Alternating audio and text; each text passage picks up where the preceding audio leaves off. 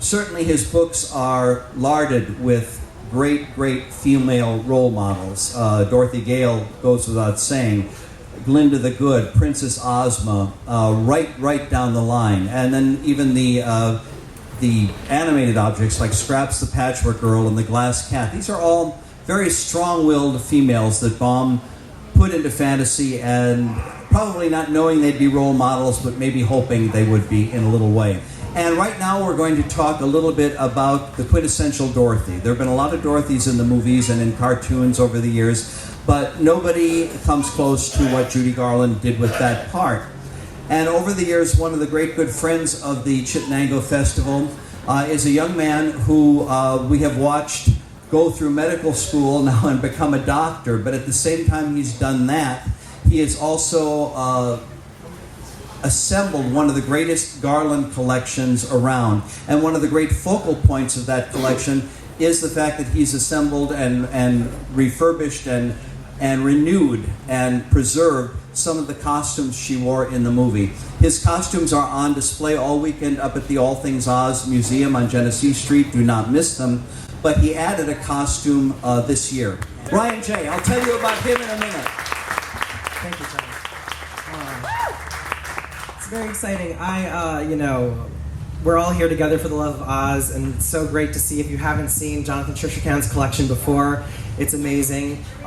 He finds the time to find some of the most exquisite collectibles while being a doctor. He's a resident physician at the University of Missouri Healthcare, specializing in internal medicine and pediatrics, and just an all-around great guy, Jonathan Sureshecan. Come on out.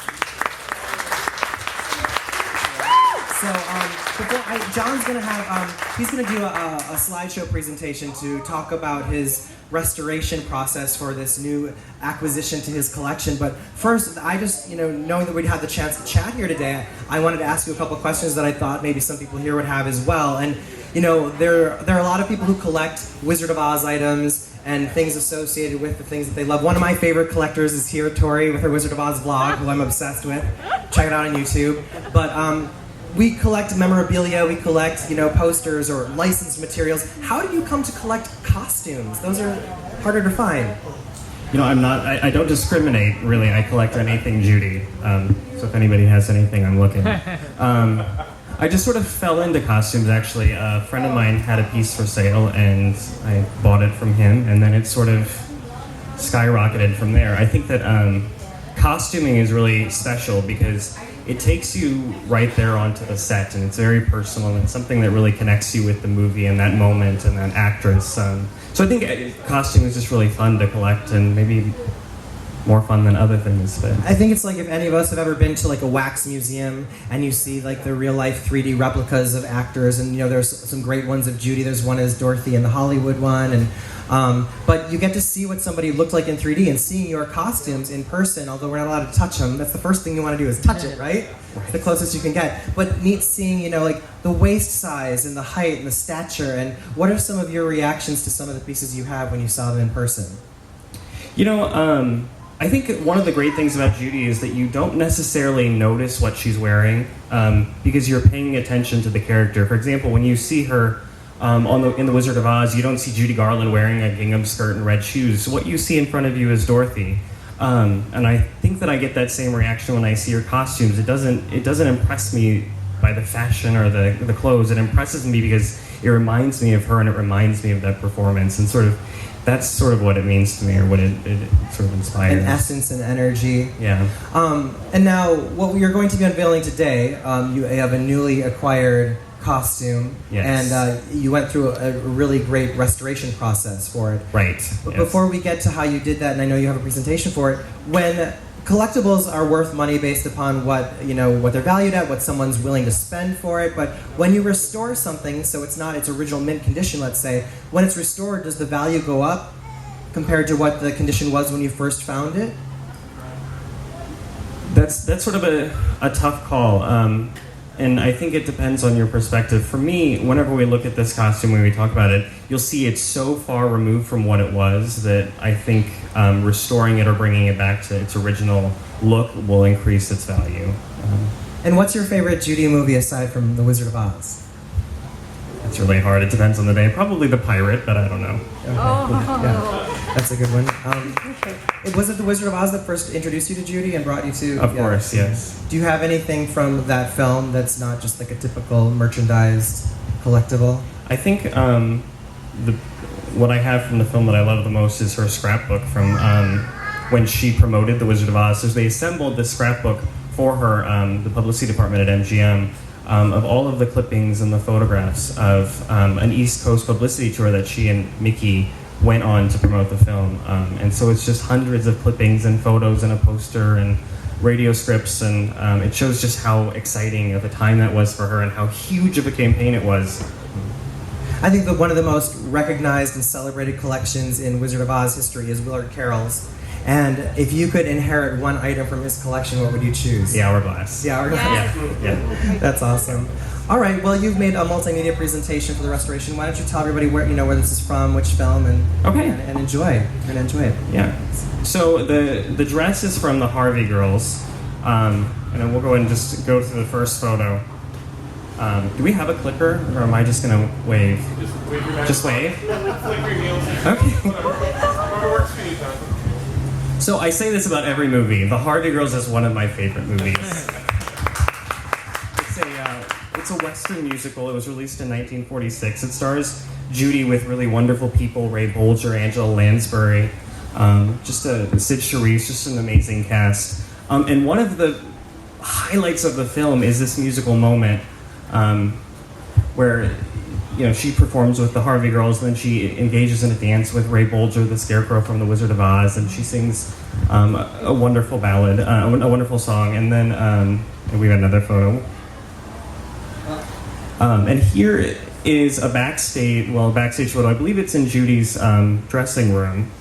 I acquired this image from the Academy, but it shows you in this gown that we're about to talk about. So this, I want you to put this in your mind, this is sort of what the gown looked like. So it's this very beautiful ivory brocade. She's got these puff sleeves made out of probably a rayon, beautifully sequined, and then she's got some floral appliques along the chest and at the opening. So the next photo. So this is how it looked when I got it. So the petticoat had been removed. All of the floral ornamentation from the top and the bottom were gone. The pleating was gone. The sleeves were gone. Go to the next slide. Oh my God. And so I acquired this from Julian's Auction, which is supposed to be this premier auction house, And when you buy pieces, one of the things that you always do beforehand is ask for a condition report. And what they do is they document any damage to the piece, and they're supposed to photograph it for you. And in this case, they spread it out on moving blankets onto a concrete floor and sent me this photo. I was like, thanks. And so here's just a little backstage stuff. So this is, again, from the Academy of Motion Pictures Arts and Sciences. They have a research library. And this is probably a makeup test, because you'll notice Judy's eyes are closed, so it's probably to look at her makeup and her eyelashes. And it's dated March 17th, 1945. And then we have another one after this of Judy emerging from her dressing room in the gown, getting ready to shoot. And then, of course, to sort of see it in real life, you can see that this is a very white, beautiful gown, and here she is reunited with Ray Bolger, the Scarecrow from The Wizard of Oz, in this beautiful moment. So let's talk about where this came from, how it came to look the way it was, and how we brought it back to sort of where it is now. So MGM had a massive collection of costumes from the films that they made. Just an unthinkable number of costumes. And it wasn't just costumes that they had, they had boats, they had furniture, they had mirrors, they had frames, they had drapes, they had paintings, they had everything that you could imagine to build a story and to create a film. And when filming would wrap, what they would do is they would just put everything back into its respective department. So you would have a department for blouses, and you'd have a department for gowns, and you'd have a department for shoes. So things didn't necessarily stay together. And then they would just be packed into these warehouses for future use. And the way that they left the studio was mostly in 1970 at the famous 1970 MGM auction. MGM at that time liquidated their entire holdings. So they sold everything from the the draperies to their the pieces of their backlots to their model cars to their costumes. And for the costuming, they identified what they could and what was memorable, and they sort of featured that. And then everything else was sort of sold in smaller lots. Some very famous things that were sold at the auction, sort of relative to our discussion, of course, is the Dorothy dress. One of Judy's dresses from Words and Music can be seen in the background here. And then also, one of the Cowardly Lion costumes were sold. Another major thing that was sold was a pair of the ruby slippers, of course. So, and another cool thing, just to bring a little more Judy into it, is I stumbled across this photo on the internet of this huge, elaborate frame that was for sale at the auction, and it was also used in the background for Ziegfeld Follies with Judy. So how did it become pink? So I was just by dumb luck on the internet messing around watching some YouTube videos, and I came across Annie Get Your Gun, which if anybody knows much about Annie Get Your Gun, you know that Judy was originally cast to be in that role, and she was eventually replaced by Betty Hutton. And from one of the musical numbers, I've got The Sun in the Morning. You see Betty Hutton doing her thing. But here in the background, we see this lady in this lovely pink dress with a pleated front and a floral motif, and I looked at it a little bit closer, and it turns out that this is Judy's dress from the Harvey Girls. And so I discovered where it had become pink. Also, if you kind of look closer, so they use a lot of costuming from the Harvey Girls in Annie Get Your Gun, and down here in the little corner you can see Judy's Atchison and Topeka in the Santa Fe gown, which is kind of cool. So to take this back to where it was and what it could be, I worked with a textile conservator. Her name is Miriam Murphy, and here she is working on another project. She's been trained at the Smithsonian and at the Met and various other places, and so this is sort of her gig. Oh my God.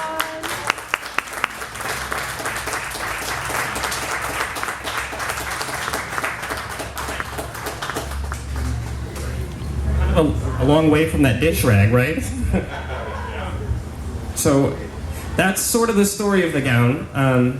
Does anybody have any questions I can answer for them? How did you hear that this piece was available? Because it's so unrecognizable in the condition it was in. Right. How in God's name did you track it down? Well, it came up at a major auction house, and the inside of it has a label that has her name and then the film's production number. So anybody who has the master production number list can associate this with the Harvey Girls and sort of from there. Yeah. If the process didn't work, what would have happened? Well, I don't know. I guess we would have a stew. I don't know. Did you have it insured before she did the process, just in case, or? No, but we went through months and months and months of testing, and so not only are you looking at dye reversal, but you're looking at the integrity of the fabric, and you're looking for warping and distortion and all of those things. So by taking pieces from the seam allowance is how she was able to test and determine that the process was safe and that it would survive that sort of a treatment. That's why you pay her the big bucks. Yeah, yeah. But How many did you bring with you to the museum? I think 10, 11, 12, something like that. So, yeah. Obviously, preserving film history in this way is a big responsibility. Can you talk a little bit about how you protect these and what you hope to see happen with them, in the future? So, the big thing with protecting garments is to keep them out of the light and covered, and keep them as natural to their human form as possible. And as far as climate control, anything that's comfortable for you is basically comfortable for a costume. But really, the most important thing is not to have things on perpetual display, to keep them put away, to keep them covered. To not fold them and pack them in places, but rather stuff them and give them room to breathe and